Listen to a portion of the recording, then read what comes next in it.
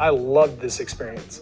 Harry's been just a wonderful experience. And I've always been fathering and having special experiences with little people. I love the tree because it was an experience we had together. And we have a day-to-day, we have an experience every summer, but I'm glad she did it because it gave her a great experience with her mother. So those were challenging experiences that we were having an experience. Let's say me and a wife would have an experience, or even me and one of my kids would have an experience that's being filmed by our experience being public, because all the fruit that I got from it with my children and my experience. Our kids are starting to trickle in. We're going to sit down and have a whole family experience here. We read through the Nativity. We have an experience together. And there's one time when I'm watching all the wives in the kitchen work together, knocking hips. And I was really pleased to see the experience. Okay, we're starting a new adventure. We're starting a new experience. The pain of this experience has caused much trouble. I watched my mom and my dad have a honeymoon experience. When Truly Scrumptious comes into the family, that's this beautiful experience. You keep using the word. Janelle came in the family, and it diluted this experience I had with Mary. I don't think it means what you think it means. The experience of that coming together. If Mary comes to the picnic and we're having this experience, it's just not that easy. It's like I've gone through an entire experience. It was a sweet experience. I got a feeling through this experience that having this experience with Ariella here, I always wanted this big family experience. I had this wonderful experience with my own family. We had this whole experience with this catfish. This tattered bunch of t-shirts is just like an old unraveling of our 30-year experience. Cody wants a soulmate experience with each one of his wives. It's just a shock to me, the whole experience. When I came to the family, I saw this big group family team experience. Being in this Christmas house is a wonderful experience. We have an experience. We have this nice family experience, and it was a pleasant experience. I miss the big experience. Wink.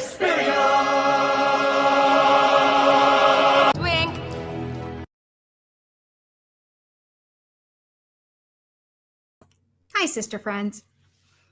I always forget to hit the microphone. I guess I should hit it beforehand, but then you guys would just hear me shuffling around back here during it.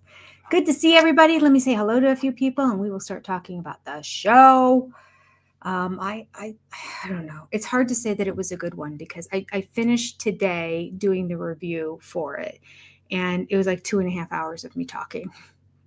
Why do I do this to myself? Got so much editing to do. I also, after that, went over the trailer at the very end for the second half of the season and commented on that. So that'll be a separate video coming out soon as well. All right, so we have Monica, new member. Welcome, Monica. And Paulo McHound. Hurry. I'm just going to say, Paulo, welcome for being a new member. So glad you're here. Lynn Skinner, thank you for being our moderator. Steffers, 5,000, hello. Couldn't stop doing the eye rolling. The K&R scenes in this episode are outrageous. And you know what? Cody did some of his most blatant lying in this episode as well. We got so much to talk about. Okay, hi, Danny. Good to see ya. Joni, hello. Hope I don't skip over people as I'm scrolling through this because I don't want to take up too much time, but just say hi to a few people at the beginning here. Hello, Liz. Hello, Sarah. Good to see you. Lady at 48. Good to see you too. Lies, all lies. I'm sure that phrase came up when I was recording today. I bet it did. Oh gosh. Okay.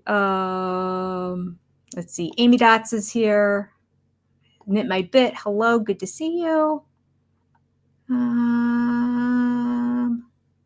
Google Stock shooting up today. Knit My Bit. Her husband works for Google. Carol's here. Hello, Carol. And Patty. Hi. Good to see you. Rhonda. Always great to see you. Let's see here. And 2 more. Nicole, hello. Glad you're here. Okay, these people I said hi to. And Mama Squirrel. Amy Dots, I think I said hi, but just in case, hello. And Liz. I always say 2 more and then I do a few more, don't I? I really didn't do that with my kids growing up. What I said was it. But somehow with you guys, I'm a pushover. Hi, Scarlett. Good to see you, Jennifer. And Vixen. Okay, and Peach. All right. And Mercy right below her. Okay. The next 2 that I can see, I already said hi to. So that's where I'm going to stop. Okay, because we got to get talking, right? Because I was a few minutes late. My apologies. A lot going on here. Shoot, I don't know when I'm going to edit this. This is Thanksgiving week. Got people coming over starting on Wednesday, and Thanksgiving is Thursday, and early Friday morning I leave to drive to Nashville, so that whole day's out. So I can't do anything until Saturday. Oi, because tomorrow I have a hair appointment, as you can see. It needs it. Oh, gray. Hair color and cut tomorrow. And my husband's getting a colonoscopy. So there goes my whole day. Yep. And then I have a meeting tomorrow evening. There you go. I'm done. That's it. Tapping out. Saturday, I'll begin to edit things. There's no way I can do 2.5 hours of editing before Sunday night. I don't know what I'm going to do. Maybe I'll cut some of it out. Nuts. Anyway, that's what's going on with me. Wednesday, there will not be a revenge again. There wasn't this past Wednesday. I mentioned it Sunday night, but that was only for SOS exclusive. So just to let you know, if you're like, what happened with your other channel and the revenge reading?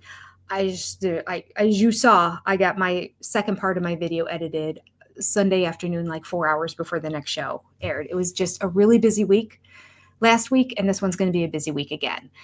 And I just didn't have the time. It was that, or I don't do a review video of Sister Wives. So I had to pick and choose. So there was no discuss what McKelty has to say about the shows for the SOS exclusives. My apologies. Last year, I didn't do that anyway. That was something I added when the show ended. So just so you're aware, I'm not taking anything away. I was supposed to go back to just doing Sunday night show reviews together, not reviews, but watching the show together on Sunday nights. But I just never stopped doing the McKelty stuff. So we're going to put a pin on it. We're going to put a pause on the Sunday night McKelty thing. And we are going to stop the revenge Wednesday nights. However, what I have decided is we are going to do our revenge book reading 1 hour before the Sister Wives show. Because that's so late at night anyway. There's no reason why I can't do that from like 8:30 to 9:30. That'll be our plan. So 8:30 to 9:30, starting this Sunday, we will pick up with Revenge. So really, you're not missing one this week. I'm just pushing it. And then we will have, and that's on my other channel, and that's for everybody, so we can all enjoy that together, suffer through it together. It's kind of like a Sister Wives show. And then the SOS exclusives, we watch the show together at 10 p.m. on Sunday nights. This is all Eastern Standard Time. I'm in Eastern Standard Time, so I'm just speaking Eastern Standard Time. You figure it out based on where you live. All right, housekeeping out of the way. So I apologize for just canceling. I have no way of notifying. I guess I could have put a community post. Shoot, I didn't even think of it. Okay, that's my bad. I could have notified you. I could have made a community post and said, we're canceling it, but I didn't. Live and learn. Next time I have to do that, I'll make a community post. I'll remember from my experience here today. Experience. Drink. Okay. So let's see. What was the word that I've decided to add to our drinking game? It's, wait, give me a second. It'll come to me as we're talking about the show. And it's not that Cody said a whole bunch on the show, but he's been saying it a whole bunch on Special Forces and in all the interviews with Special Forces. It'll come to me. Why is the word caustic stuck in my head? I'm having issues. Speaking of caustic, I cloned in my last video that the castle is now called Caustic Castle. So that's it. And caustic is, I don't know the exact definition of it, but I know it emits gases. It's like if you have something that has PVC, it's caustic because it emits, it's caustic, like if you're scrapbooking. And I know the world of scrapbooking. If you're scrapbooking, you can't have anything plastic touching your pictures because it's caustic from the gas. The caustic gases that plastic emits, specifically from PVC. PVC is great for like building houses and has a wonderful, it's not that all PVC is bad, but it is bad if you want to have it touch your photographs because they will yellow over time from the caustic gases that are emitted from the plastic. Anyway, so caustic, being that it started with a C, seemed like a fantastic pairing of alliteration to go with caustic castle, since Cody insists on calling his home a castle. It's not a castle. Oh, God. All right. I want to slap him through the TV. This was a rough episode, boy. Where do we even start? Let me just read and see what you guys are talking about in here, and I'll just pick a topic and we'll go with it and we'll start talking from there. Let me move the mic a little bit closer. Maybe you can hear me better this way. Okay. Hello, Rebecca. Thank you all for hitting the like button and letting me know. Jennifer was the 29th person to do so. Oh, Jane. I completely understand if you're going to fall asleep. I get it. But thank you for joining from England. I appreciate you. Okay. Too many experiences. Yeah. Yeah. My intro is not part of our drinking game. No. Because people would not make it if they're drinking any kind of alcohol more than 10 minutes into this episode. Okay. Let me scroll. A lot of conversations going on here. Okay.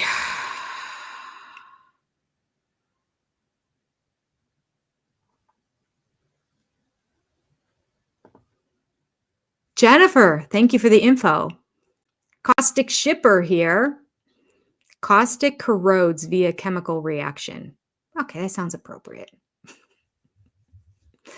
Eroding based on the chemical reaction of the gases that are emitted from the ground in the pit behind their house.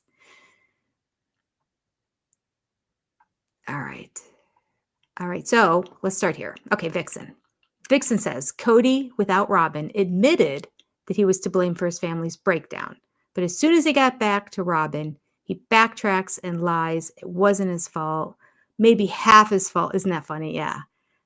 Isn't that true? I've said that before. Like, he refuses to take responsibility. Not my fault. Their fault. They did this. They did that. I'm just reacting to them. They're not reacting to me. I'm reacting to them. And then occasionally he becomes the bigger man. I'll take half the responsibility. Stop. Just stop. He keeps forgetting that he's the father and the parental figure in this relationship as well. Lest he forget, the children are his and he is the father, and they are the children. It's an evening again and I can't speak. Welcome to Monday night. All right. Hello, Netherlands. Marina, welcome. Okay, I love it when we have our international viewers. It just makes me... Nuance. Thank you. ESLN Finch. Spot on. Yes, nuance it is. Nuance is a word that I have decided is going to become a drink. It was like, it's too much now. It's too much. Every interview on Special Forces has to talk about the nuance. It's the nuance in the family. Like, I mean, I can't take responsibility and I can't take full ownership of everything that's gone wrong because the relationships have a nuance about them where they need to take responsibility too. He uses the word wrong too. I mean, and sometimes he'll just throw out, it's really hard to talk about the relationship with the kids because of the nuance that's involved. What nuance? It's an overuse of the word, just like he overuses the word experience. And I think that's why I'm just like, we have to make it a drinking word now, because it is very much an experience word. The word is used adjacent to its proper form and its proper definition. Kind of like I'm using caustic. But caustic is funny. No funny, Cody Brown. Mm-mm. All right. All right. Oh, you like my blue today. Thank you very much. This is me going through my daughter's closet who lives in Tennessee, and I'm going to visit her. I'm going down there the day after Thanksgiving. And I am taking a ton of her clothes to get them out of my house because she is officially married for 3 years, has bought a house, and is expecting a child. It is time that she no longer continue to take over 2 closets. Well, no, really just one. I sort of taken one of the 2 closets in this room. This was her bedroom. The other closet's still full of her stuff. So I have 2 piles of clothes over there to take to her, most of which she's going to say donate, but I don't want to be the one to make that decision. I'm giving them to her. And then I have a pile over there that I'm like, I think these might fit me. So we're going to go through them. This is J. Wills. She was really into this English brand for a while. She loves finding things that nobody else in America is really following. Like Ed Sheeran was it for a while. He probably wore something J. Wills at some point, which is why she started, like, she has a J. Wills pencil case. She had a J. Wills phone cover when she was in high school. And this is, I think it's J. Wills. I don't remember. The back says Will. I don't know. I looked at it briefly and it has a whole bunch of words, but I didn't see the first name. Anyway, any of you over there in Europe are probably familiar with it. And this was like one of her favorites. And so I'm wearing it today. Yep. Then I'll throw it in the wash and take it down to her. Yay, Maria. I'm glad you made it to alive. Okay. Nuance. There you go, Kathy. You're right. Look at all of you caught the nuance too. The nuance of Cody using nuance in new nuance ways. Nuance. Drink. All right. The dust cloud hurt my lungs. Yes, that was I think that was in the bonus scene episode, wasn't it, Knit My Bit? In the bonus scene episodes. If you haven't watched them, you have to watch them. It's like an extension of the Sister Wives show. And I sit there and comment on all of it. So if you enjoy my commentary, watch it. If you hate my commentary, which some people do, why does she talk so much? I don't know. Because if you want to just watch the show, put on TLC. That is sort of what the channel is. I don't call me crazy. But anyway, if you don't like it, turn on TLC. But if you do like it, you're going to like the bonus scenes too, because they're extra scenes from Sister Wives. So it's kind of like an extension of my review of the show. It's just the part of the show you haven't seen yet. So I do a review of that. And in there, we see Cody cleaning off the mat, which somebody Sunday night said the side he cleaned is the side he threw back down onto the ground. And when it went onto the ground, there was like a poof of dust that came up, like caustic gases, get the gas mask out. Oh my gosh. But what I noticed in this episode in the review of last week, or no, maybe it was when I was doing my editing. That's it, because I did the bonus scenes first. I thought, I'm going to get these 2 little videos out, the special forces and the bonus scenes, and get them out of the way. And that took so much time that's why my other stuff was so far behind, because there's so much. Anyway, I noticed when I was going back through and doing the editing that before the entire scene, the very first scene of Cody is out there with a push broom, and he is sweeping out all the dust out of the garage. Sweep, sweeping it all out. And then later on, he gets the mats and he drops it down and it goes poof.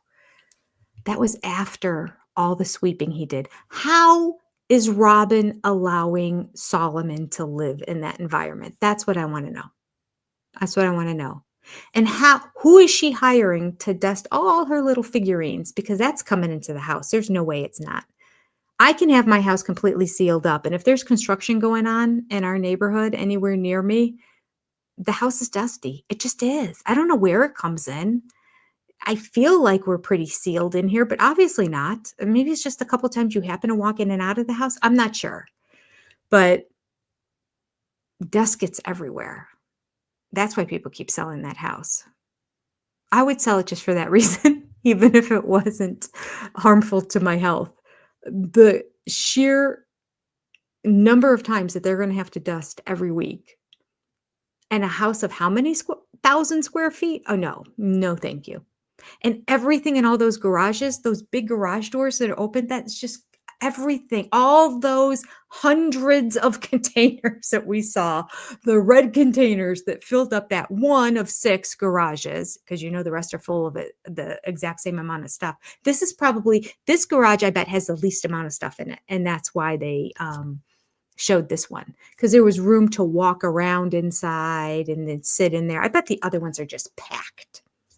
I can't wait to the first aerial shot of the new house where we can see how many cars are parked outside and how many of them are parked inside the garage. Who has that many garages and still can't get a car inside of them? That's what I want to know. So I'm curious if any of those cars get inside, because I know they get a decent amount of snow there. I feel so guilty that my son is parked outside that I'm like, I hate parking in my garage. We have a 3-car garage, actually, but the 2-car garage, they kind of cheated. The 1-car part of the garage is really, really narrow. So it's kind of like a 2.5-car garage. But then the other one is for the 2 cars. But if you put 2 cars in there, you can barely get your doors open to get in and out and get around them. I just feel like I've earned the right to be able to pull my car in and get out and not be miserable. But the other part of me is like, well, he's your son, and he's not going to be here that much longer. Let him park in the garage this winter. And then the other part of me goes, but your 2 daughters parked outside. And no, not my son, because he never drove while he was here. He turned 16 during COVID. And then he graduated from high school a year early because COVID. So they always parked outside. They were never in the garage. So fair's fair, right? Okay. I just worked through that whole therapy session by myself with all of you witnessing. Thank you very much for being here for me. I will pay you your therapy bill. Okay. So caustic gases, fumes, awful. Caustic Castle. I can't wait to hear the first episode when they address it. It's going to be good. It's going to be good. Somebody's going to. All right. I've seen a couple other topics pop up in here. When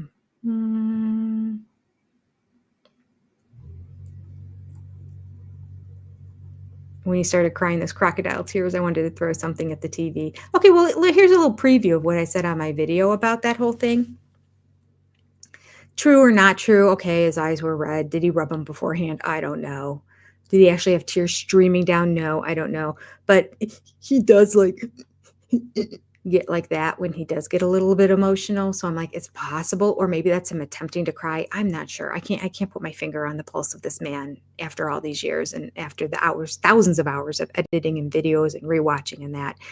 He's a tough cookie to crack. That poor therapist he's going to find, because clearly the other 2 didn't crack him. So good luck with therapist number 3. Which also let us know on the show that he's not in therapy. So surprise. I always thought that. I mean, who needs it more than Cody Brown? And he loses his son and everything, and he's still not in therapy. I don't understand it, but apparently that's a sitch going down. Okay, so I'm watching it, and I'm just getting angry. I'm not feeling sorry for him. I'm just getting angry because I'm thinking, if any of this is true, any of it, then why have you not made any steps towards remedying things? This whole I reached out to all my kids mantra that he has right now, it's not that I'm not buying it. I do think he probably came home from special forces, felt convicted, because even though he's admitted that he just said the words because that's how he needed to get out of that room. I called it. I was the first to call it. I knew that was the situation. But I figured because he has, and now I'm kind of flipping to special forces to make the comparison here. And I know most of you have watched special forces, or at least have watched my reviews of special forces, which is really just, this is Cody Brown. in another environment. And it's very interesting. It's like taking somebody out of a zoo and putting them in the wild. It's a fascinating watch. So watch my reviews if you don't have to watch the show. I get it. I don't like the show at all. I'm never going to watch it again. It's not my jam. I struggled through the final episode because that was the interrogation one. Did not like it. Not me. I didn't enjoy it, but I did watch the whole thing and I reviewed it and I covered it, and it's good because there's a lot of breaking down the psychology and of Cody Brown, basically. Okay, so he's in they called interrogation room, but it's not the real interrogation like at the end of the show. It's just actually it's like therapy because the guys are really nice to the people in there. They're not mean to them at all, but they try to get to the core of the emotions. It's therapy. It's the therapy room. We'll just call it that from here on out. So in the therapy room on Special Forces, Cody breaks down. He starts crying. And you wonder, is it true? Is it not true? He takes full responsibility because the guys make him. He starts off saying, well, it was equal. Everybody was culpable. I did things wrong. They did things wrong. And then by the end, of course, we don't see the whole thing. And we do know from other podcasts, I think with Sean and Andrews at one point, they said these lasted anywhere from 30 minutes to 2 hours long. So like, that's why you see them really get to it's not like they're amazing therapists. I mean, they kind of are, because getting into the psyche of people is what you need to do in their positions. You have to, it's so much mental. At any rate, oh, look at the super chat. That's so nice of you, Knit My Bet. It's not showing on the screen. Okay, I'll read it. I'll show it on the screen when I get to the next section. She sent a super chat and says, hope you have an uneventful procedure. I have been recording some of my walks with my dog. My husband said they're relaxing to watch. Aw, Knit My Bit now has a few videos posted. Maybe they can bring your sister friends a smile. Oh, that'll be fun. Okay, everybody follow Knit My Bit on YouTube and take a look at her walking with her dog. Peaceful. It'll be, you know what? That should be like the palate cleanser everybody does after watching the show. Sunday night at 11 p.m. Eastern Standard Time. Turn on YouTube's Knit My Bit and just watch her walking her dog. Or you can watch Mama Squirrel's puppets screaming at each other, reenacting Cody Brown. That's great too, if you just want to keep it going.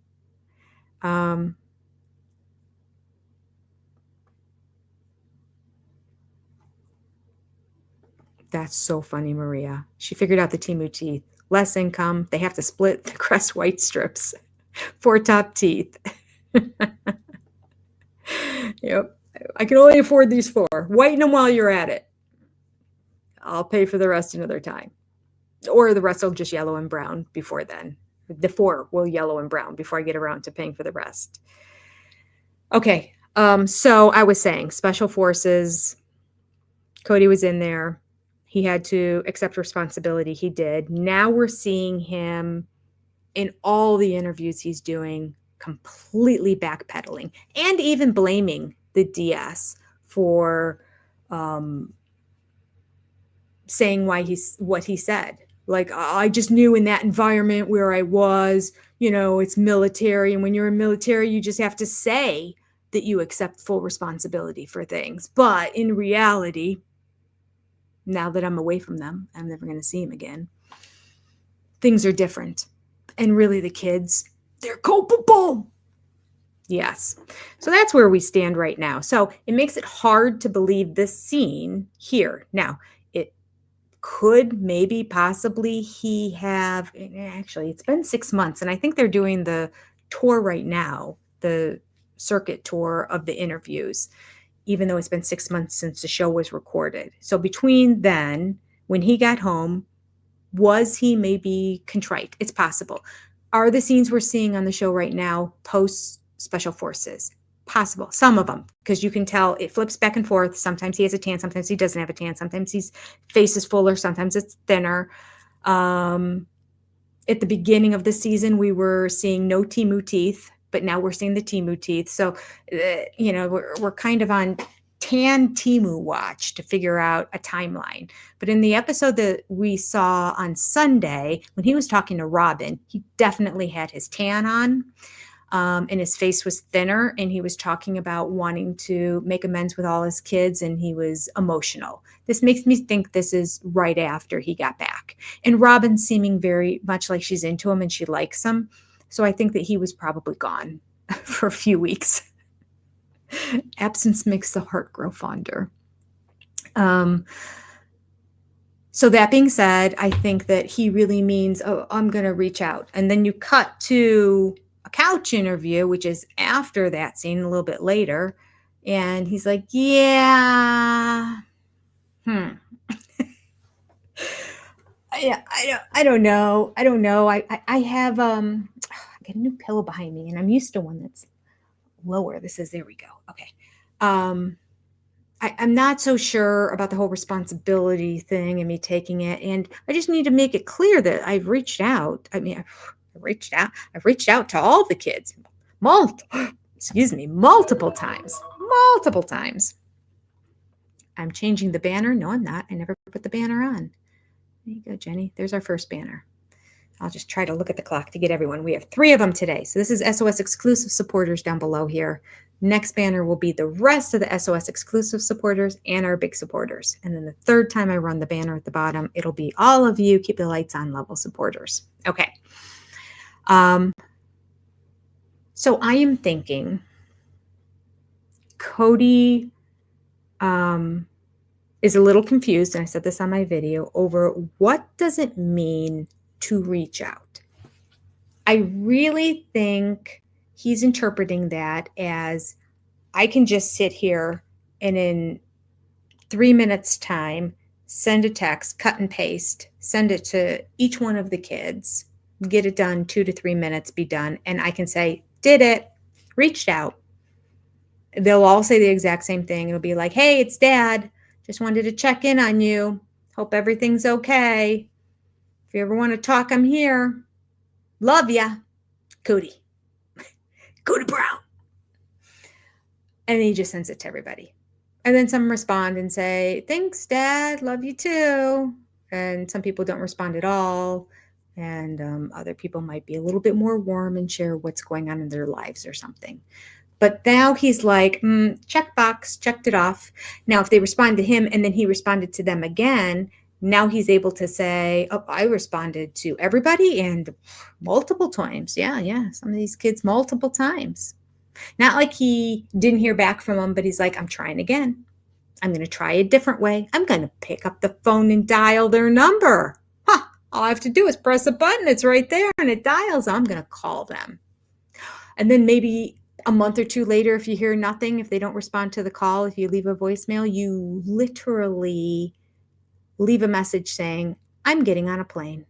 I'm going to go visit you. Or I'm driving there. I'd like to visit you. Let me take you out for lunch. Make it seem like it's also like, let me do something for you. I don't know why I try with this guy. What's the purpose here? It's no good. He doesn't watch this. All right.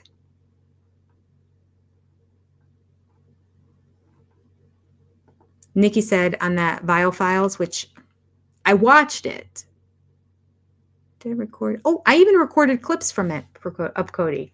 But I don't know. It's going to be a minute or 2 before I get that out in the next week and a half to 2 weeks. Because life gets easier between Thanksgiving and Christmas, doesn't it? I'm going to do an extra trip down to Tennessee during that time, too, because it's the pre-drywall walkthrough on the townhome that I'm building. I'm not going to talk about that yet. So on that Vile Files episode, which is an interview, that's a podcast and a YouTube channel as well. Nick, the guy host, interviews Cody and the last 5. The ones that made it to interrogation, but not, well, yeah, I guess he didn't make it to interrogation, did he? Randall. Poor Randall. Randall Cobb.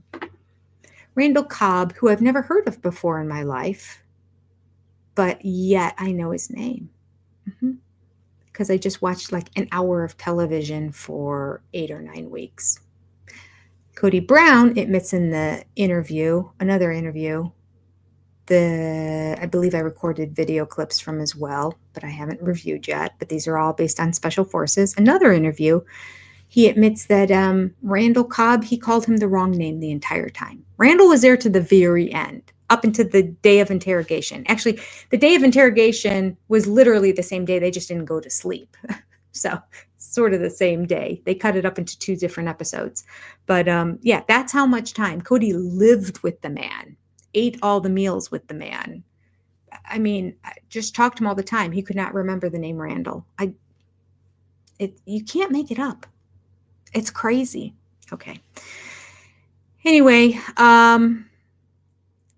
so Nick was interviewing the final 5 finalists, and apparently you can see tiny hair bands that hold back the little, I don't even know if it's 2 strands anymore. I don't, it's like he's taken, it's migrated just into one little clump. It seemed like there were 2 like clumps of hair before, and they would hang down on either side.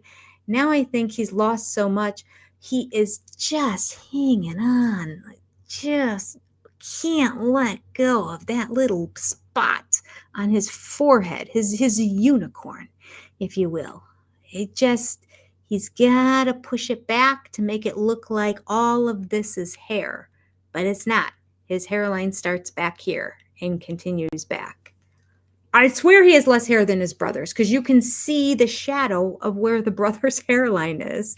And he makes fun of his brothers all the time. I'm like, they actually look good. Listen, I don't need this to get out. He can look like this. I mean, be a clown.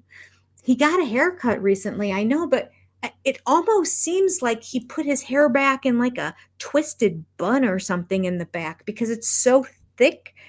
When you see the side angle of it, it sticks out and comes in almost like one of those Amish bob haircuts in the back. It looked like he did that, but his hair's curly, so it's very odd. It's very odd. So the front is cut and the long length is cut. So it was just curly, but I'm unsure why all of a sudden there's this thick part in the very back. And he let it go all gray. No dyeing it blonde. I don't know.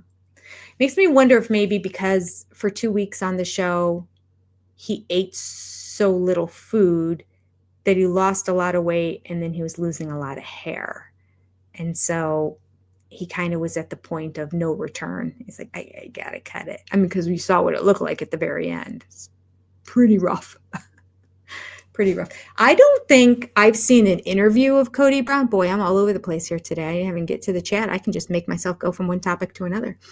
I don't think I've seen an interview with Cody Brown post Special Forces where he hasn't mentioned his hair. He has mentioned his hair in every single one of them. He is obsessed with his hair. Obsessed. They don't even bring it up. He's bringing it up. Oh, you can't tell us who made it to the finale, can you?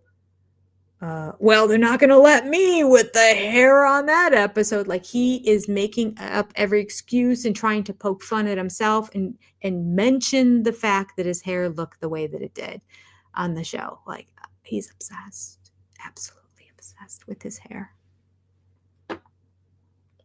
Okay. Let's see. I look like I'm glowing. Did I get some sun today? No, but I did put some self-tanner on.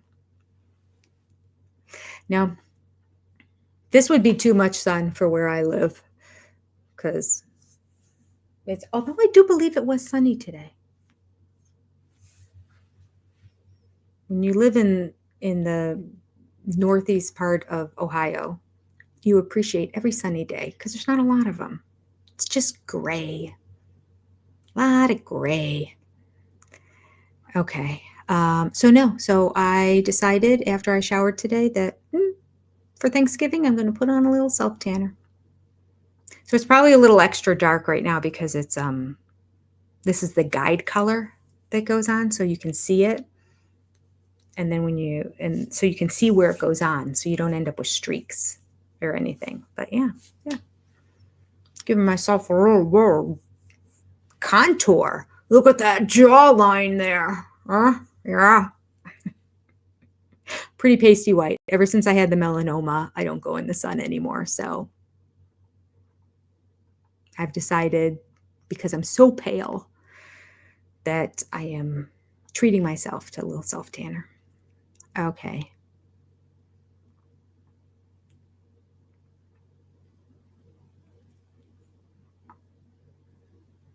Joni thinks that TLC should allow people to have special live viewings and ask questions live. Do you remember when they did that with the talkbacks? That was about 2 years ago, I think. Gosh, were the best episodes ever. Oh, I love those. I should just go back and watch it. They only did it one season. One season. It was when Robin looked like she was drugged up to no end, and they were dragging her to something she didn't want to go to. She could barely open her eyes. And Cody was hyped up on something. He's like, so here we are. We're ready to do the interview. And Robin's like, the entire time. She barely said boo for the entire episode that she watched on her couch. That in and of itself was priceless. But it was so good to see them react to the show, them seeing it for the first time. So good. They should do that with every single episode. Every episode. Good golly. They could keep this going. They could do 2 episodes a week almost all year round. All right. Maybe not all year round. 2 episodes a week. They could double their revenue because we would all watch it for sure. Because that's better than the show. Watching them react to each other when they see for the first time. It's definitely better than the one-on-one interviews. Loser Suki. Like, I mean, they don't ask any good questions and they don't do follow-up questions. So the one-on-ones are just sort of almost a throwaway at this point.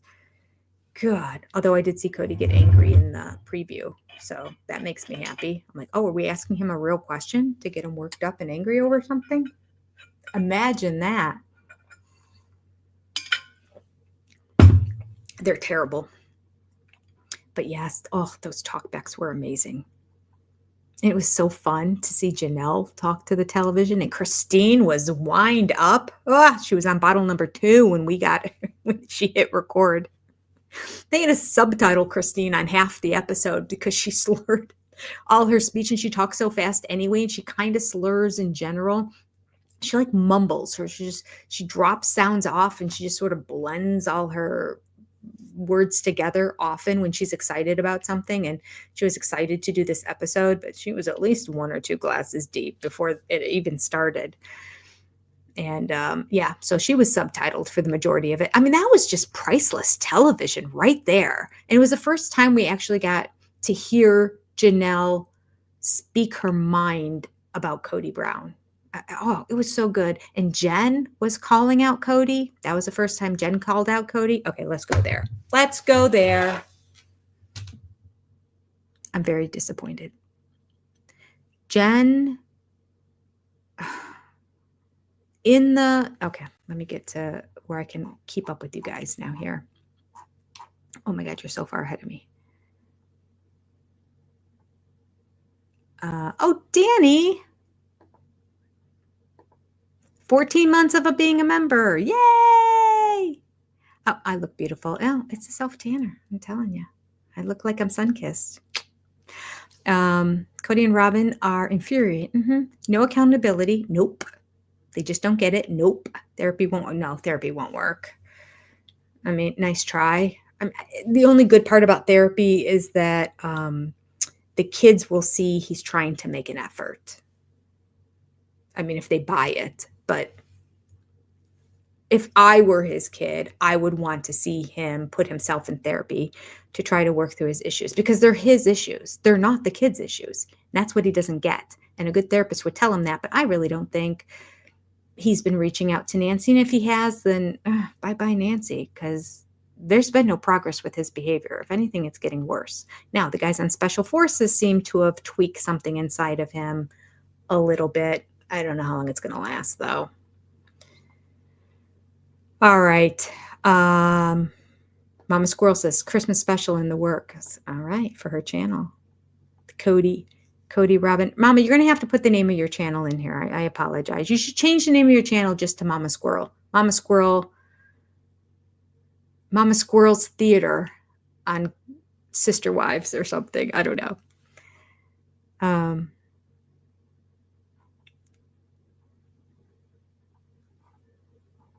Okay, so what was I saying? Oh, Jen, in the little promo for the rest of the season, Jen is totally backing up Mary with the whole mantra of Janelle and Cody were trying to, well, she took it one step further, actually, and is backing up the story that obviously Mary told her, because why would Jen know anything? And none of them have watched the season, so they don't know anything from the show. All they know is their own personal lives and experiencing things. So, as I said in my review of that trailer, the only way Mary has any of this information about money, about the property possibly being sold out from underneath her, is because Cody told her that. It's the only way she would know anything.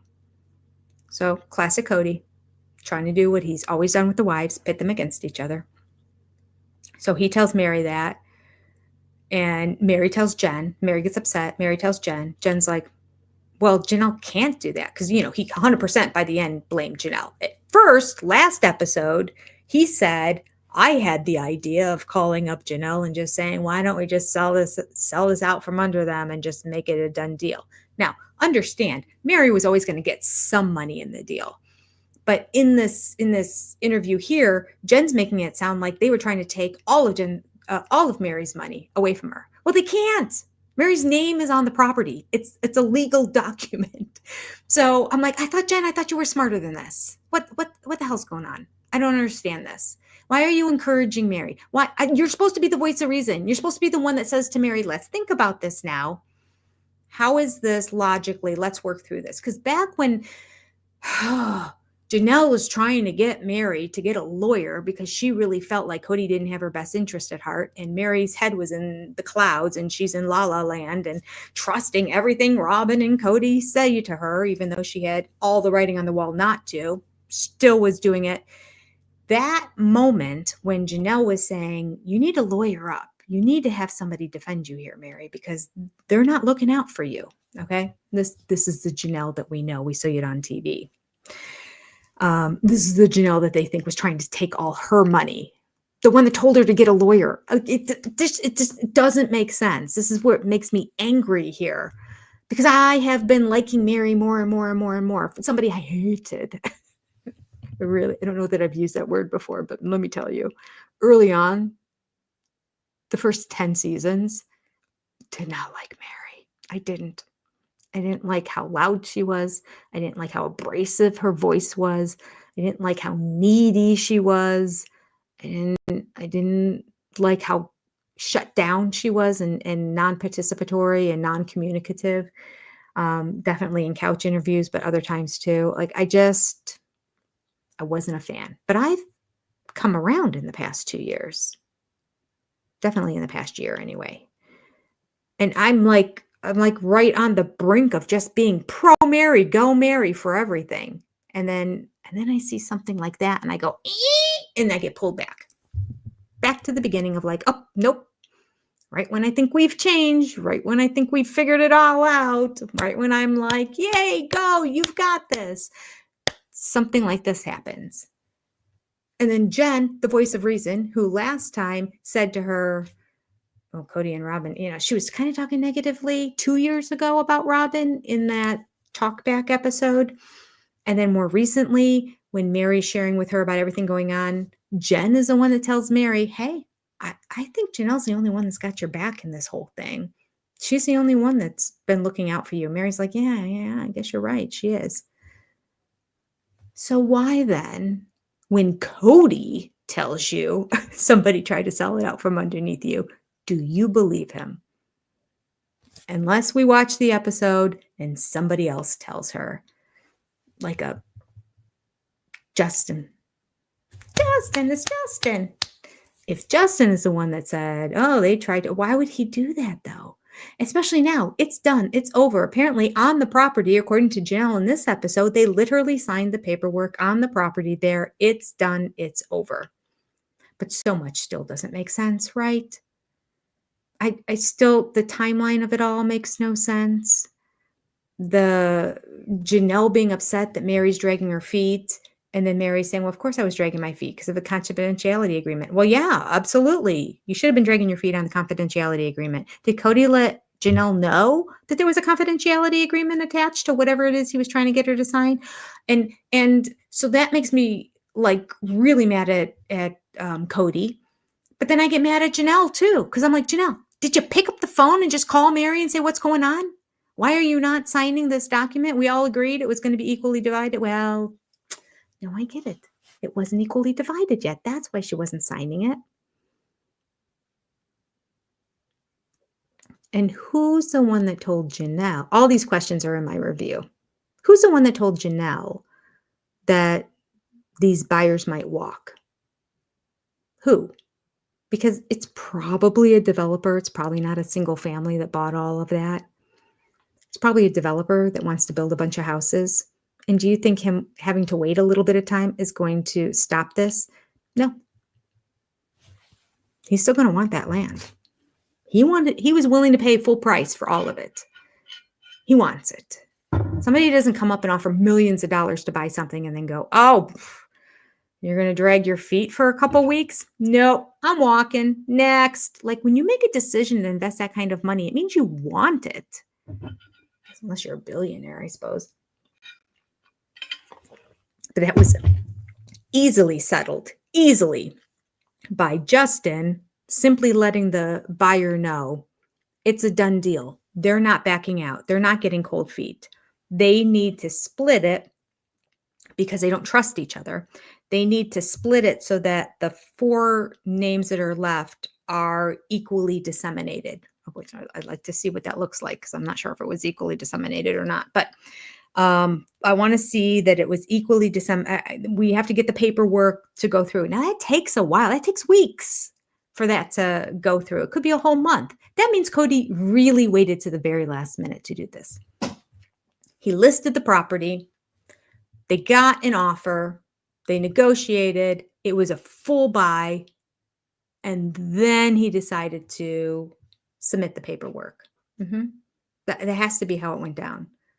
Because it makes it seem like it was weeks and nobody knows why is Mary dragging her feet? Because right now, if she signs the paperwork, she's only legally getting 2 acres worth of stuff. Now, I wholeheartedly believe that Janelle would have turned around and Janelle even said, I'll give her part of my money just so she has more. And Janelle didn't need to do that. Cody and Robin, they had the lion's share of it all. They were the ones that needed to give up some money so that Mary would have it. So you have to trust Cody and Robin. Did we all just watch this last episode? I think they lied 59 times in the episode. How could you possibly trust those people that they're going to give you money? Money, the one thing that drives Cody crazy. Money. He wants money so badly. I don't know. Money and his looks. It's a tough. Let's do a poll. What does Cody like more? His physical appearance? What's he more obsessed with? There we go. What's he more obsessed with? His physical appearance or money? There you go. There's a good question. All right, I got to get into YouTube to do that because I'm in StreamYard. So as I'm doing that, wait, let me get my train of thought going so I can do 2 things at one time, type and also talk to you. Let me figure out what it was I was talking about though. All right, so we were talking about the property. We were talking about the names on the property. I don't know, everything I've said already. Janelle. I don't remember. All right, let me go ahead and write. Let's do this. Oh, I got to get into the correct account here. My mind's all over the place, though. I'm telling you, people, it's all over the place.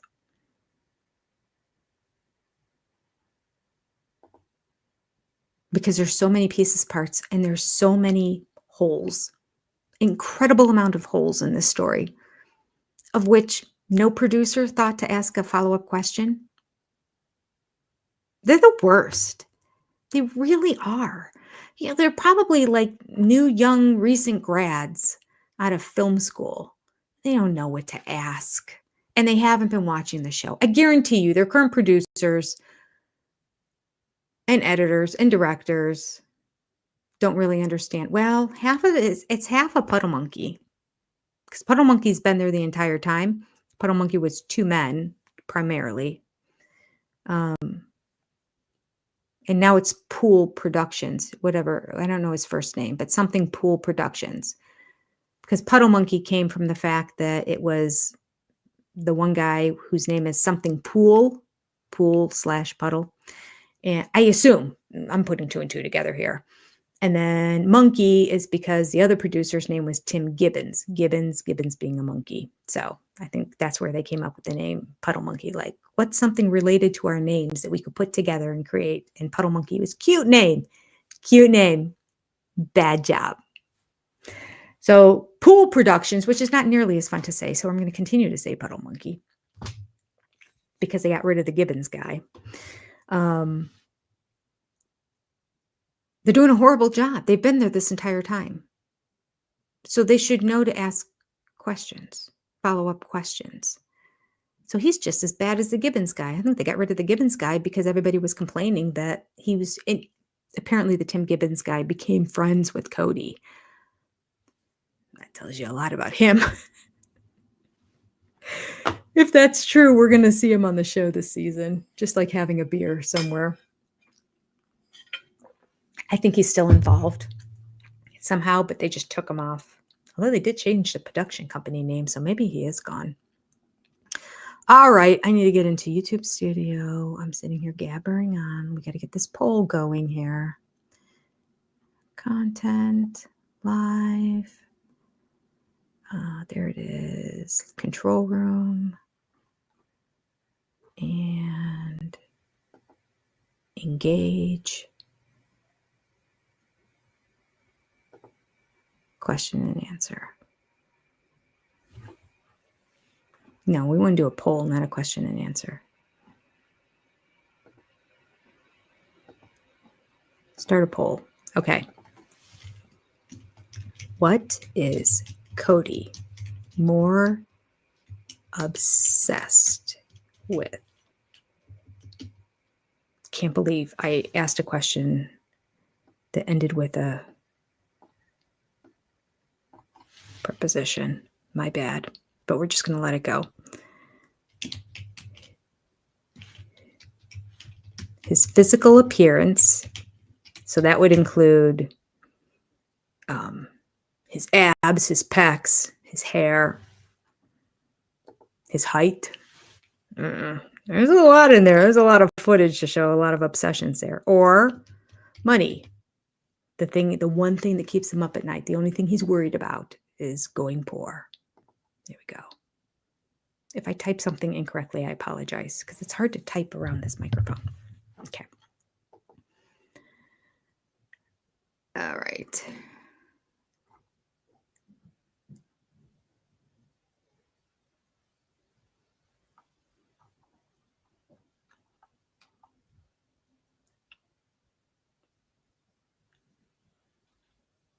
She's not into okay.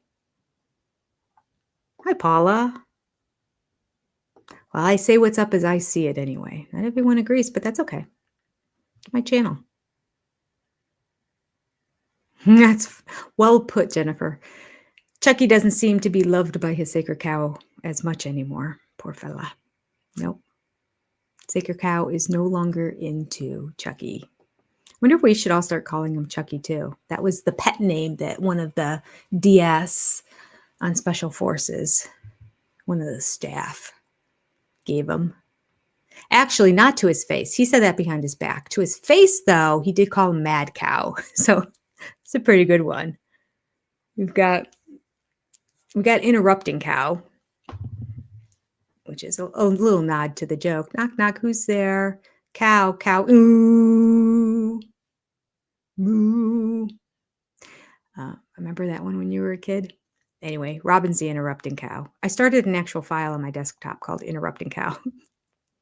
All the times that Robin interjects or just doesn't let people stop talking.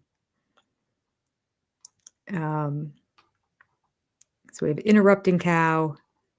Wait, what is the other cow thing? Oh, she just said moo. Sacred Cow. How could I forget? Forget our secret cow. We have Interrupting Sacred Cow. then we have mad cow. It's good for mad cow disease. And what's the other cow now? Oh God, there's too many cows. They're all cows. Okay. Danny, how sweet of you. Telling people to hit the like button and subscribe. That's sweet. Thank you.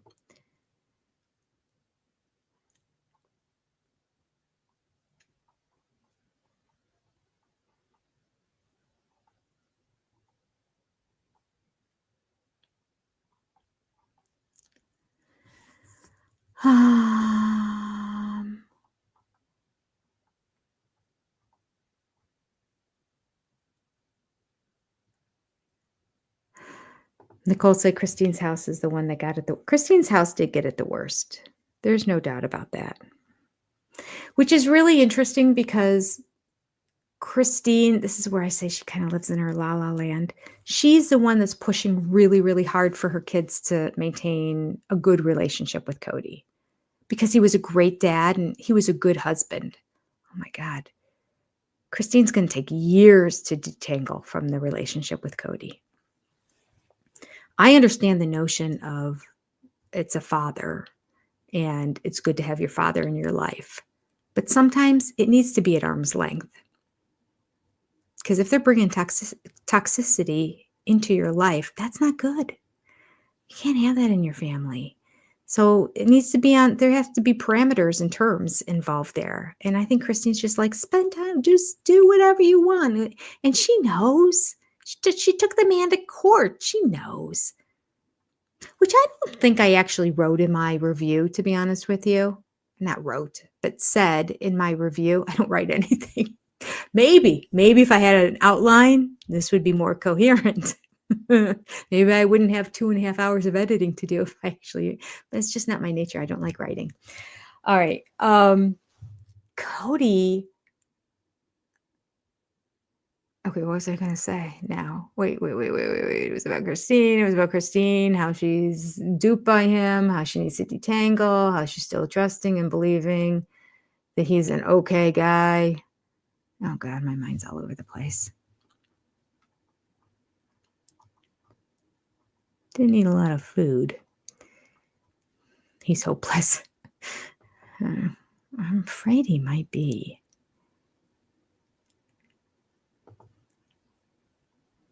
Oh, really, Lainey? McKelty and Payton both recently said that they hadn't heard from Cody since Garrison's funeral.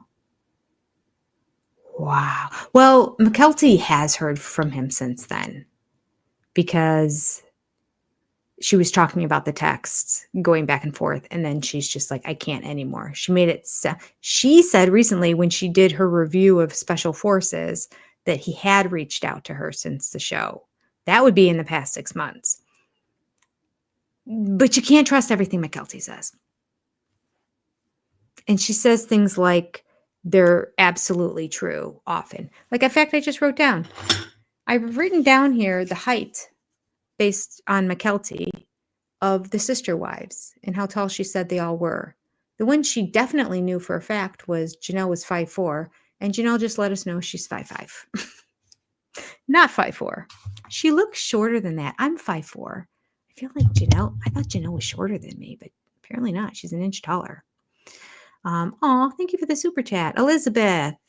Hello from Sydney, Australia. I love your channel. I love you. Thank you, Elizabeth, for the super chat. I don't know if I can. Let me get in here and put these on the screen.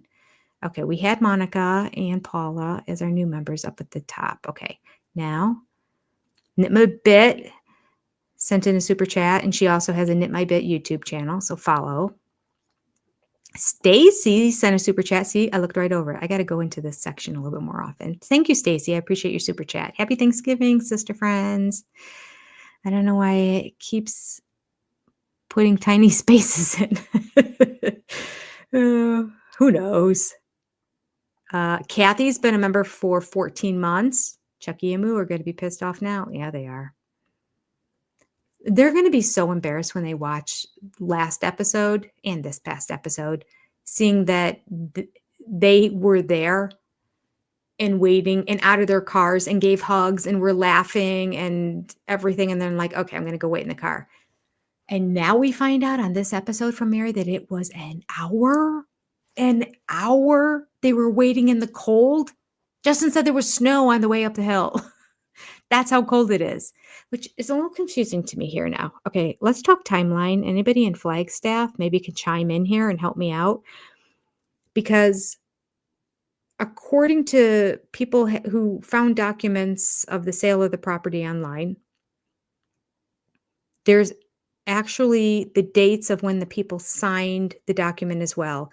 And somehow, and I haven't seen the document myself, I'll be honest, I haven't had time to look it up. So I'm just trusting what somebody else said. But they said January has the signatures of Janelle and I got this information from when I was showering today. Who was it? I turned on my YouTube and the first one that pops up, I hit go.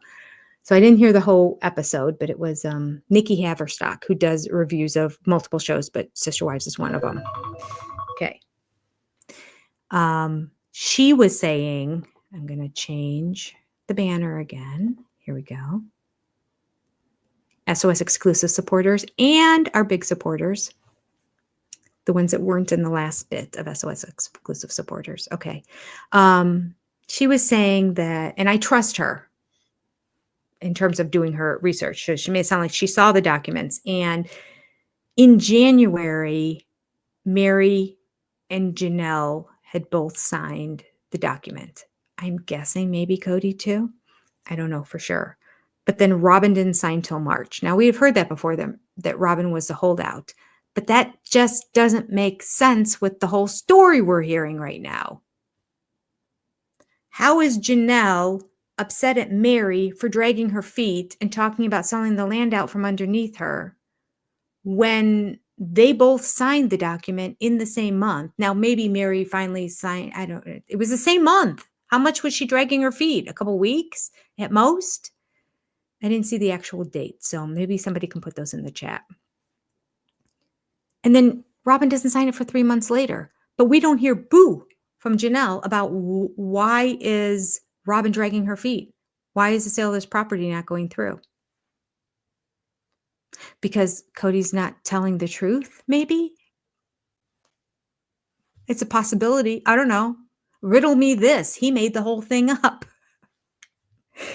And Janelle is, because Janelle's, for some reason, not really, she is talking to Mary for the show, but I don't think she's really reaching out and talking to Mary much more other than that. Although we do know that there was a conversation of two in there about getting the release from the AUB church, which is interesting because they're not really involved in the AUB church, but whatever. It still makes me very happy. So there were some conversations about that, but that could have all happened prior to the whole Coyote Pass stuff. So why Janelle just didn't call Mary and say, Mary, what's going on?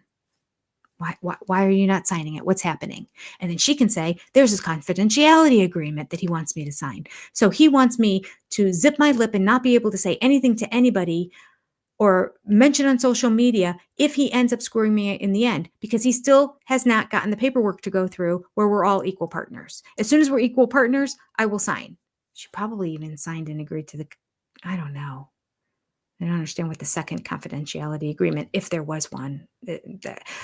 Again, look at me. I'm just reeling here because there's so many holes in this story. How is it that Robin signed 3 months after everybody else, but Janelle's mad at Mary for dragging her feet?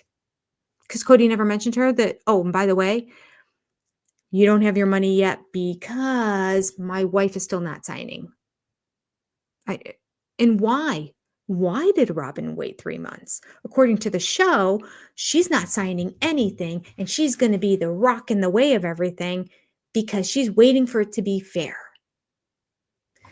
So when they signed it, it wasn't fair. Why was it not fair in January if Mary and Janelle both signed? Golly goodness, these are the questions that keep me up at night. Okay. All right. Let's see, where are we? Kathy, loving mom, has been a member for 6 months. Huh, and can't believe it. I know, where does the time go?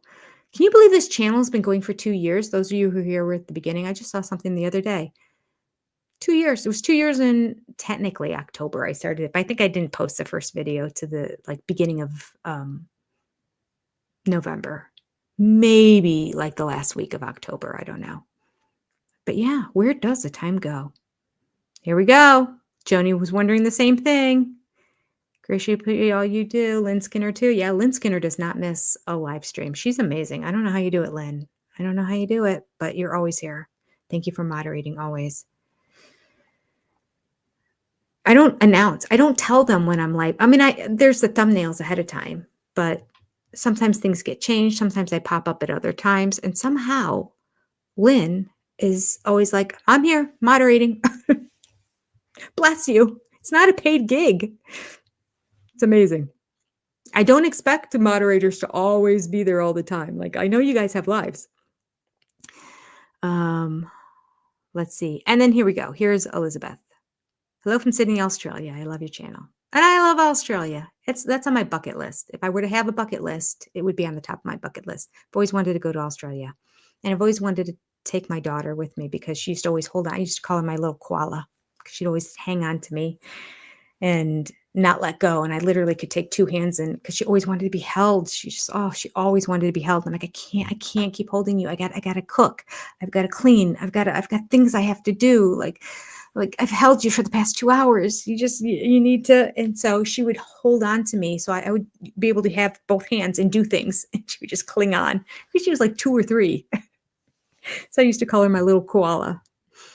And she's the one that became a veterinarian. It was apropos. I probably already realized back then how much she loved animals. That's why I called her my koala. All right, back to the chat. Here we go. All right, I'm 108 comments behind. That's great. I'm just going to scan through these and grab things. Okay, what else are we going to talk about? I will say I have everything covered. 2.5 hours of editing to do. So I have covered everything in the show. So anything I miss here tonight, just wait for my review to come out and I will talk about it.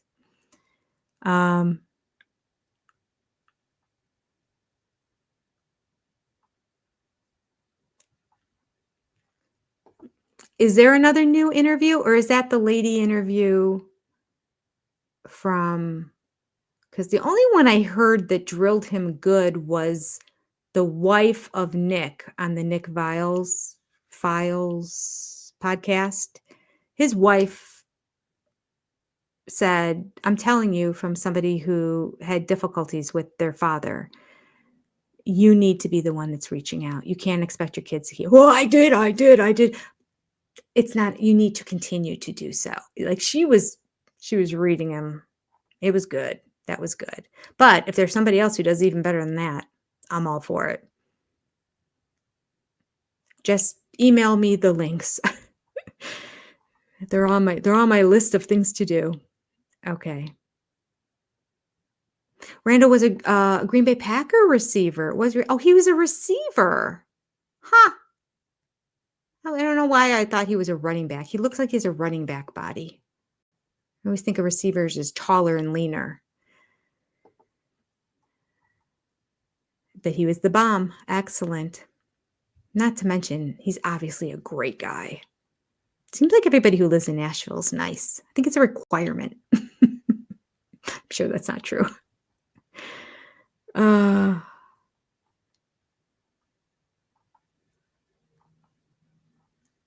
Okay. Next topic. Let me go on.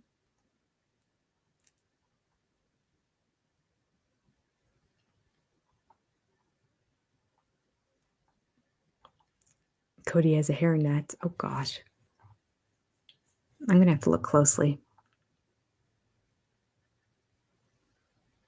Oh, thank you, Lynn. I was saying I'm bouncing all over the place. I'm going from one topic to the other. The fact you're all following me means you're my people.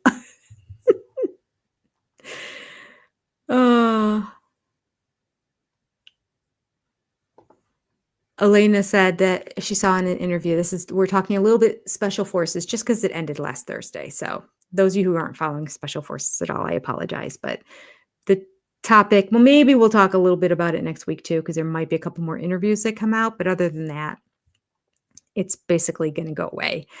It will just be sister wives. But yes, in an interview, he did say that he has ADHD. This is the interview where his fellow contestants on the show were saying, what was everything in that box? Now, there were times that they were over by it, and Cody was going through it himself saying, oh, I've got this, I've got that. So I saw that clip too. I can't remember. It was a bonus scene footage from probably Brianna Chicken Fry, because now all of the contestants were given their bonus scene footage, stuff that didn't air on the show, so that they had it. And they were allowed to publish it on their channels and use it for talking about the show and increasing viewership and encouraging people to go watch it if they hadn't already. All right. So in that, there was a clip of him going through it was a pretty decent sized container too. And he was giving, Brianna specifically asked him, can I have the something in there? And he's like, oh yeah. I don't know. It's times like that I feel bad for him, because it's just like he's just trying to get a friend. I'll give you some of my stuff I've got here. Sure. I mean, he probably brought enough to stay a month. So he starts giving out the packets to everybody it's like caffeine. It's an energy pack, basically, like an energy drink kind of thing. What is that? Celsius has them. There's a lot of brands that have them. He brought some of those, but it was another brand they weren't familiar with. So of course they're reading the label, especially Randall and not Adam, Andrew, different A word. They were reading it and looking at it, and Randall was like, it expired 3 years ago. 3 years ago. This expired 3 years ago, Cody. He's like, I'm going to pass. I'll be okay. Quite frankly, it probably was fine, because it's just powder stuff. If it expired, it probably means it's not as potent as it once was. But I just thought it was great that Randall's like, yeah, no, hard pass. You can take your 3 years expired supplements. Cody's on something we saw on the show. There's something going on. I never saw Andrew give it back, but he may have.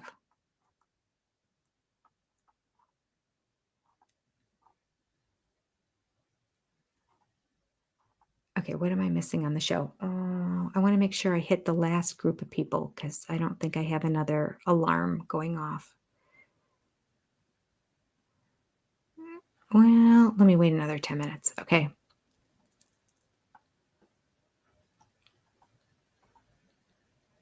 Oh, everyone's catching up with my self-tanner stuff. Bronzer does good too. Yeah. The one time I tried bronzer, it's just, I don't know.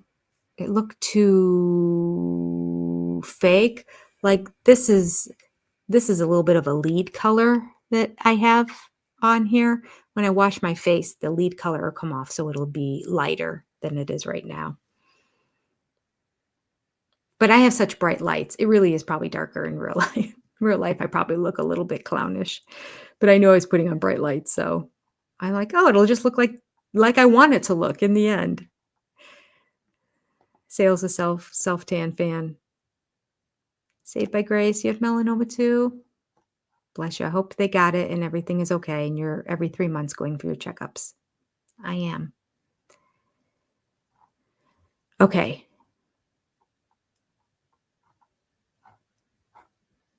Let me get to the next topic here. What are people talking about? Yep, a lot of the lack of accountability. Yep, I'm with you. The talk back. See, this is way I'm behind. I'm going to try to catch up with you all here.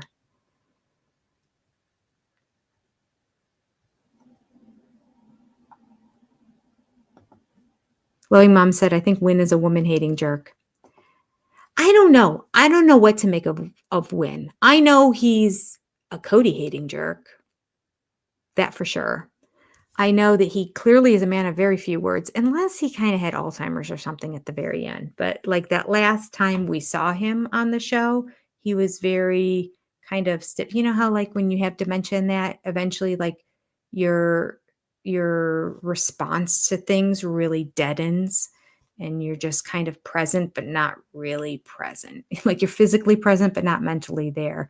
And so you kind of look like a ghost of yourself. That's kind of what he looked like to me last time we were there. So I was thinking, I think there's some sort of dementia that's setting in with him. But that being said, in that scene, when kids were running up and giving him hugs, he was just kind of like, yep, yep.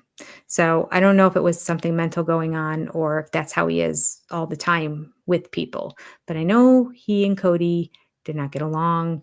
I know that, well, clearly his other brother didn't think much of him, said he was mean too.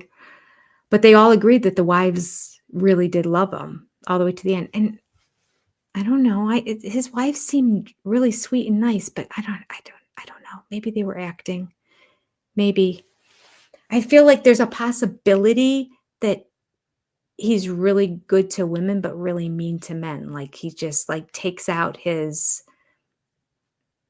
just likes to put men in their place and be the top dog amongst men.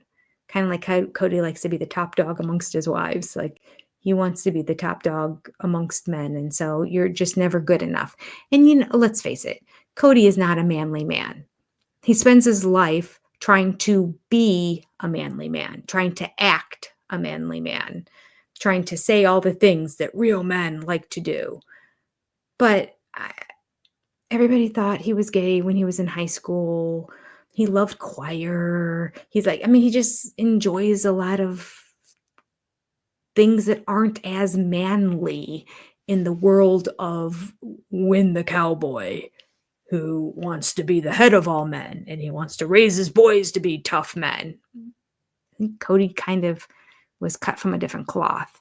So he was just a little bit more flamboyant of a boy, and I don't think that went over well with Win. Not saying I like Win. Don't get me wrong. I just haven't seen any evidence to say he was really mean to women. We've seen Cody be mean to women. We've seen Cody say all kinds of horrendous things about women. And well, where did he learn it from? Maybe from Win. So maybe he's a chip off the old block. It's possible. It's very possible. It's just all we know for a fact is that he was mean to the cousin, Ben, who has his own channel. He said Win was mean. Cody said Win was mean. And Cody's brother has said Win was mean. But the wives said they liked him. So I think he may be nice to women and mean to men. It's possible. It's possible. Okay.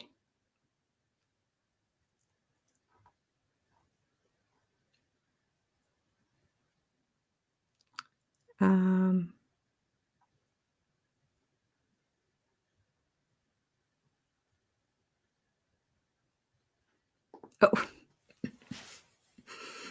New take for the show. Justin knows that Cody has a thing for him. Listen to when he was leaving and Cody told him he wouldn't hug him because, well,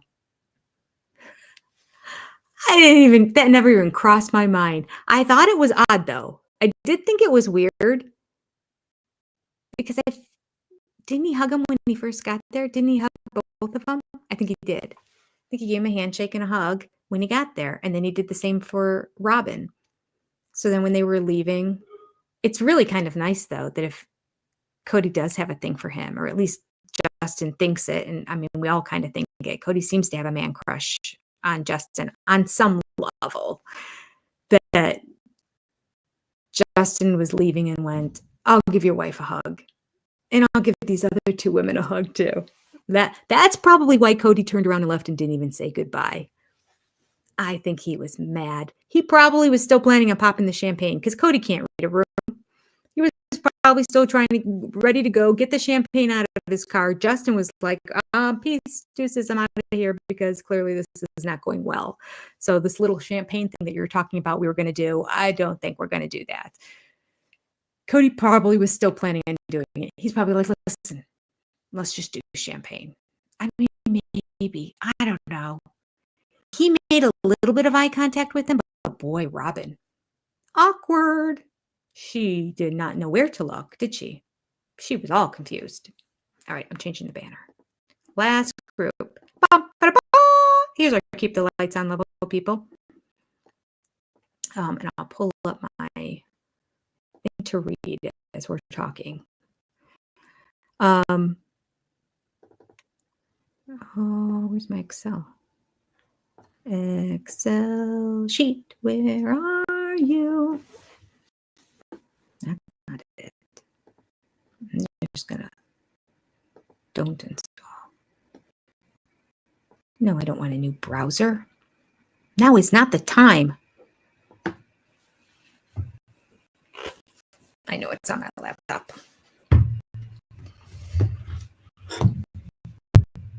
Most of the time, Apple has it together and will share things from one desktop to another. Sometimes it decides not to.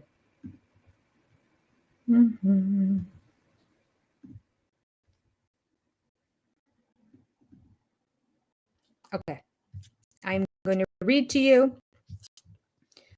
our big supporters.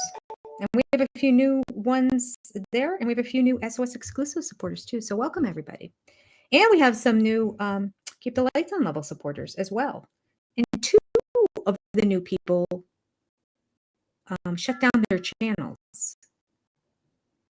So I think you signed up. I don't know if that matters or not, but you won't see your name scroll across the bottom, and it just says in parentheses at the channel. So I'm thinking you started a channel, like you didn't have your own channel. You were just like browsing as a guest, decided to support my channel, which I appreciate you, and created a channel and then just shut your channel down because you didn't want to have it anymore. But you got to keep it. You don't have to put anything on it. You don't have to post anything on it. You don't have to have your picture on it or anything. You can have a fake name, everything. But if you want to come up with the name that scrolls across the bottom on the live streams, then go back to the channel, which really still exists. It just doesn't have a name on it. There were 2 new people, and it said that the channel was shut down. So your names aren't scrolling across the bottom. So if you don't see them, that's why. Okay. Our big supporter are CP, Jen, Nuclear Rabbit, Kitty 1838, Leslie Reddick, Becky S, April S, Darlene Hall, Carol, Deborah Sabella, Barbara D. Jack, Liz S, Alwyn the Mini Chef, Mary, J Shanty 3, Linda W, Aaliyah, Crafty Florida Lady, Shaniqua Smith, Lynn Skinner, and Knit My Bit.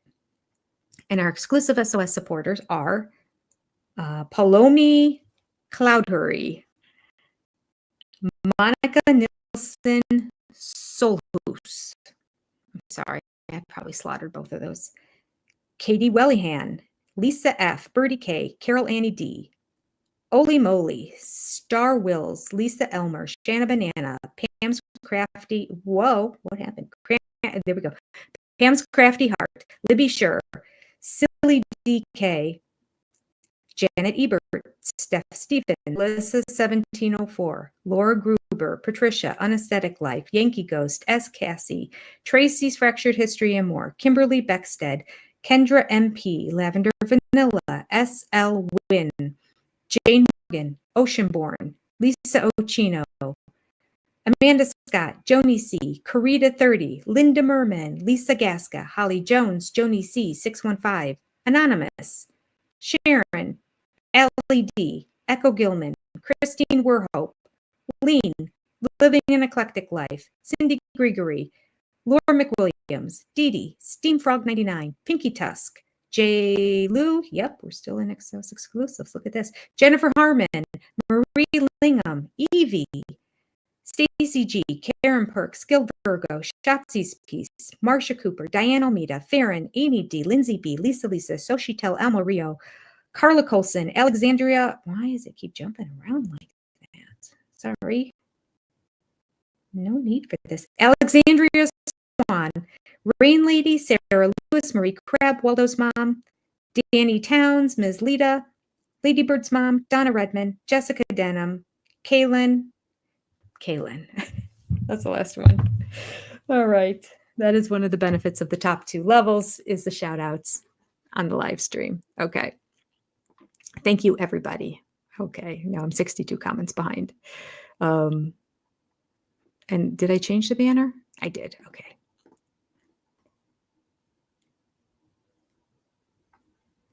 Okay. So Peach says the only leverage she had was to hold up her own land to make sure she got the right amount. I agree with that.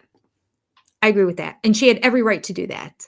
And it seems so logical that it's hard for me to understand why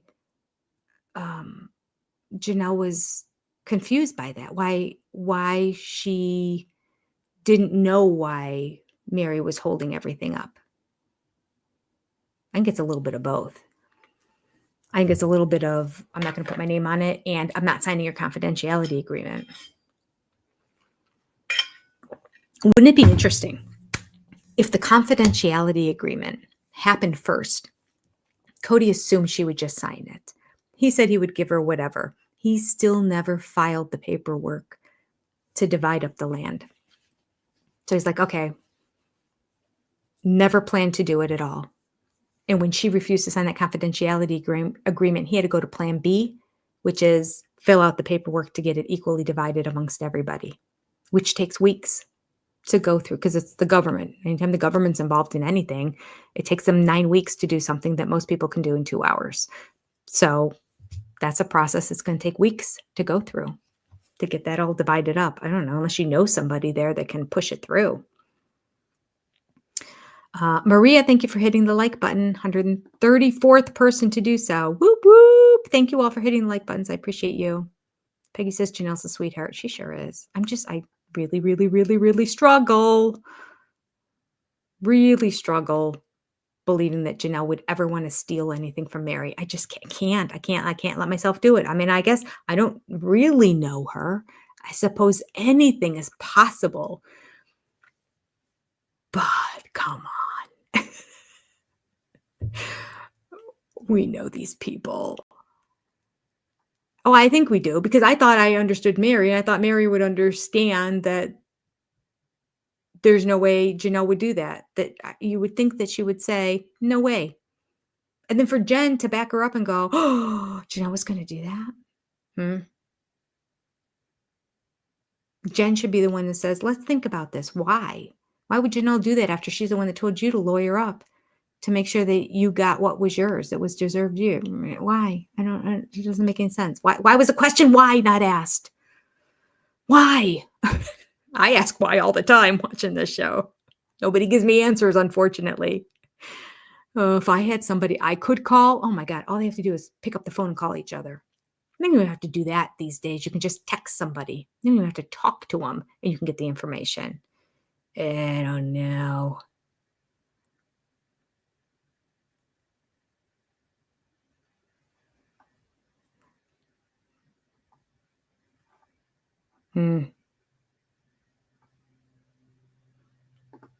Black Swan Gathica says, I'm glad Christine finally stood up for Truly with the child support. Me too.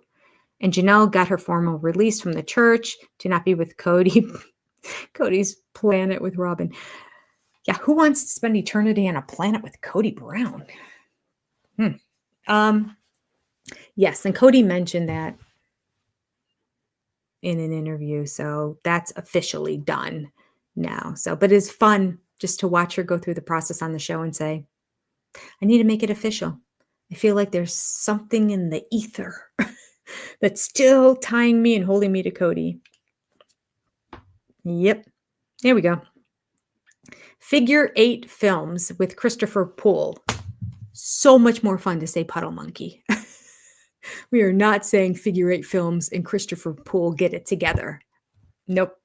So from henceforth and forevermore, as Cody might say, whenever I am referring to the production company for Sister Wives, which used to be Puddle Monkey and is now Figure 8 films with Christopher Poole, no Figure 8 films. Puddle Monkey it is. But that I'm referring to Figure 8 films now.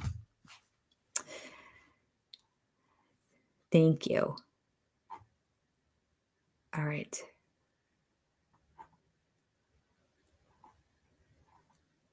Hello, Sydney, Australia. I love all you Australians in here.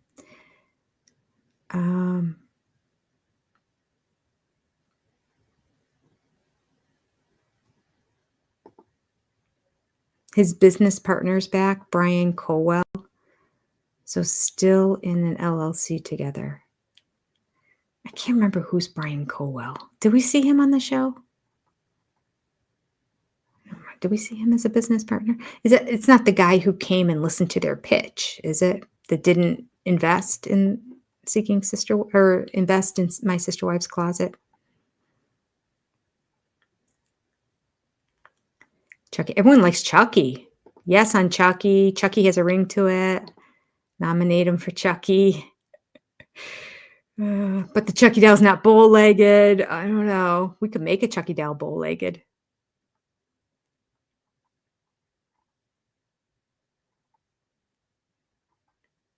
If somebody likes that. Well, there's probably another Chucky.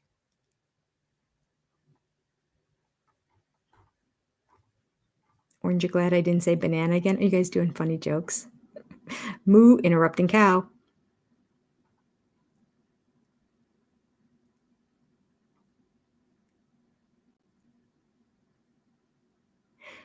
Cheryl G, I have to say, I agree with you. This is Special Forces related. Whenever Cody had to run somewhere, he would stop on a dime. And so the momentum of his body would like lean forward and come back. Everybody else would run up to the stone and stop and stand in their position. And Cody would like run, and then his body would go. He'd be like, run, run, run, run, run, run, run, run, run. Because he didn't stop ahead of time. It's kind of like, when you learned as a kid to punch somebody. I never really punched anyone. We did it for fun. We'd punch each other and say, does that hurt? Does that hurt? And so you learned how to punch that it could hurt. And that is, you don't punch their arm, you punch to the position over here. So your momentum, this strong momentum is still coming through here because you feel like you're going to stop over here. That makes the punch hurt, as opposed to I'm just going to punch you and stop it when I hit your side of your arm or whatever you're punching, their face or whatever. You down in the South, Shana Banana, all you ruffins that know all the terminology for all that too. I'm unfamiliar with it, but anyway, I do know that that's how you can deliver a good punch that hurts. That's what Cody reminds me of every time he runs. It's like he's running as if he needs to run another 10 yards beyond this point that he's supposed to stop at. And so his whole body ends up like flailing, like one of those balloon things that are out in front of the gas stations. He's like, whoa, okay, stop here. It's just, what's so funny about it is that he's got a whole team of other people that are doing the exact same thing. I think we've seen him be so frenetic for so long, but we had nothing to compare it to because he was the only guy on the show. And the wives just thought he was great. So you just kind of dismiss sort of the weirdness of it. But then you just put him in a group with normal people for a long period of time, and you just see these odd things that keep materializing. You know what I found interesting too? On Sean and Andrew's podcast, they review the shows and they talk about each episode. Okay. They did this after they got back because they did a whole bunch of them at a time because they were releasing, they made a mistake once and put out episode 5 before they put out episode 4, but it's because they were recorded and they just posted the wrong one. So they did it pretty close to when they left. I will say that Sean, and especially Andrew, because like he's just made out of pure heavenly goodness, were pretty nice to Cody. Sean, every now and then, would kind of slip that she was annoyed by him. Sometimes a little bit more than other times. But clearly Sean was bothered by him. And Andrew was just sort of like, he's an interesting dude. It's interesting to talk to him and get to know. Apparently, he's not a psychology. He doesn't have his PhD in psychology. He has his PhD in philosophy. That's interesting. So he enjoyed speaking with Cody because he's trying to philosophically figure out why would a man want to have multiple wives, especially, and then claim that there's a religious component to it as well. So, I'm like, wow, he's just such a good guy. Well, did you notice on the Vile Files, and I'll point it out when I do a review of that. So if you haven't watched it and you weren't planning on watching it, you'll still see what I'm talking about. It's very different now. Now, when Cody speaks and he was in that interview together with with Andrew. Andrew turned and looked at him, and Cody was like, and so, when then this happened, and I was thinking, and Andrew was like, the whole time, he's not buying into it. And Sean, who was sitting on the couch in front of the two of them, did not seem thrilled with anything Cody had to say. Now, she took ownership, as she should have, for the fail of their mission that they had together near the very end. And she didn't just say, no, Cody, this is the way we're doing it. I'm taking over. I mean, they only had 2 minutes to do the thing. So there's not a whole lot of time to change route and do it a different way. Nevertheless, that's what happened. And she got reamed and Cody got reamed. Cody got reamed more from the DS than she did. But she was like, I'm taking ownership and responsibility. I'm not going to give the full blame to him because she's a good person. She seemed annoyed on the couch with Cody. And Andrew did as well. Gosh, it's time to go already. We're having too much fun. Anyway, if you can turn Andrew, I don't want to say against you, but if you can make it so that Andrew's annoyed by you and over you, it's not a good look. Because I don't think Andrew's ever said anything negative about anybody. Not that he said anything negative about Cody, but whew, like I say, he's made out of heavenly goodness. Okay. Try to scroll closer to the end here because I got to get out and grab another drink and then get into the other thing to watch the show that starts at 9 o'clock. If any of you want to continue on, watch Seeking Sister Wives with us. It's on my other channel, Reality TV Breakdown.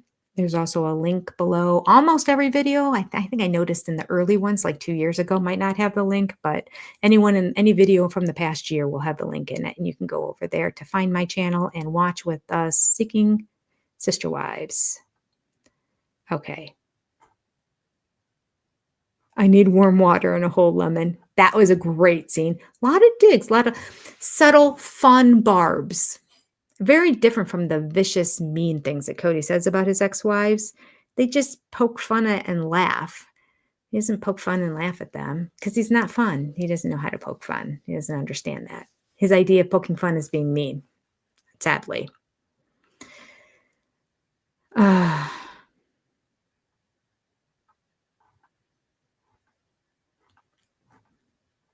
All right. So going forward, we have Chucky. Everybody's loving Chucky. Got it. Chucky it is.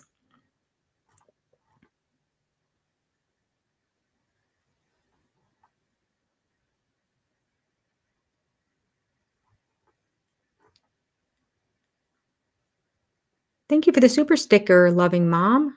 I appreciate that. I'm trying to scroll to the end to make sure I'm not missing anything. We also have Jean, who's a new member. Yay, Jean.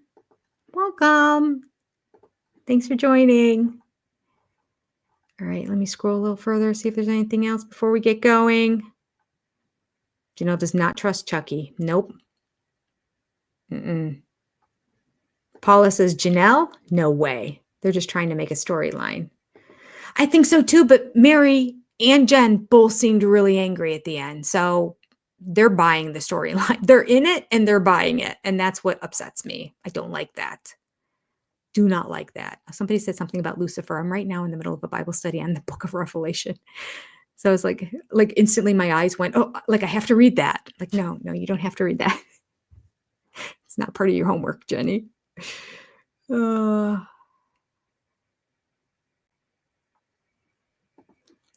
Kathy said, my father spanked me 4 times in my life because unlike Chucky, I figured it out. I love it. Oh, gosh. I got spanked, even with a wooden spoon on my bare ass, but it was always my mom. My dad never did.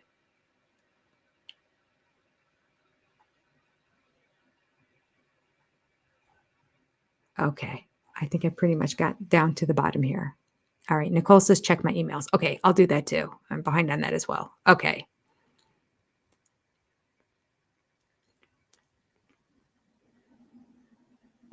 Kathy, That was me, Jenny, with Lucifer saying Chucky would make a great tormentor to women. Yes, he would. Yes, he would. He would make what are those? They're like called, I don't know, people have different names for them, but there's this like plague that comes in the Bible after the rapture when during the tribulation period of time where there's a release of these locusts, but they look creepy. They have like blonde hair and human-like faces and something goldish on their heads. It sort of resembles crowns. And these locusts have stingers and they sting like scorpions and they just torture. It's 5 months of torture where people just want to die, but part of the torture is you don't die during those 5 months. It's horrible. I think we were calling them, I can't remember. I want to say we were calling them murder locusts or something when we were in the Bible. We had a name for them. Anyway, it's kind of like living with Cody, being stung by the scorpion locusts over and over again, begging to just get out and get away. And nope, you got to stick it out. NM Denim thinks that Cody was hoping that Justin would be his new wife. Well, listen, I put this in. This is the last thing I'm going to say because I really have to get over to the other's channel. But one thing, another sneak peek, one thing I said in my review is that if we can just get Christine, anybody who knows Christine, anyone related to Christine, anyone superficially related to Christine who could plant the seed. We understand you do not want the release because you don't need the release because you're over the church, you're not involved in the church. And so why need a release? And you weren't legally married. I get it. I understand it. I respect it. She's not thinking of sister friends here. She's also not thinking of Cody. And if she wants to see, she just doesn't have it in her. Mary and Janelle have it in her, but Christine's just like, he was a good dad and a good husband. Ugh, she just said that a couple episodes ago. But if she could have any little bit of vengeance inside of her, she would just get the release because then Cody could no longer say he has any wives, nor could Robin say she lived a life of polygamy because it's as if it never ever happened when they get these releases. So they would have to get another sister wife.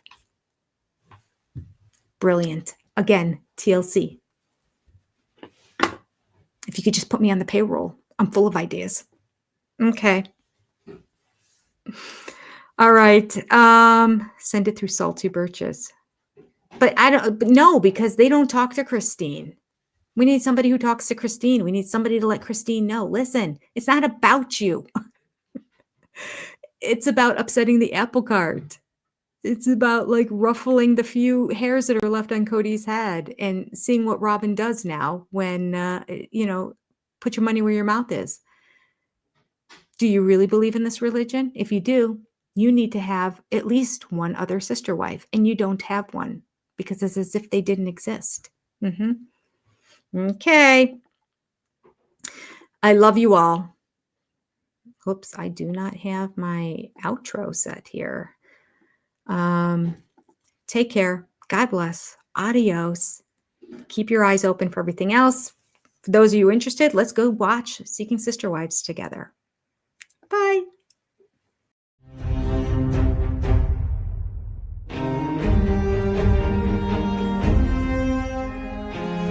I remember when Sonny and Cher got divorced when I was 6.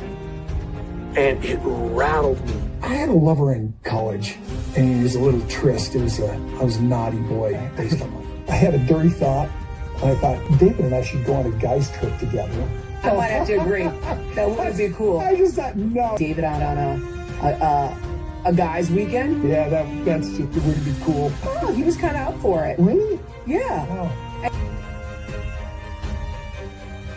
Things that make you go,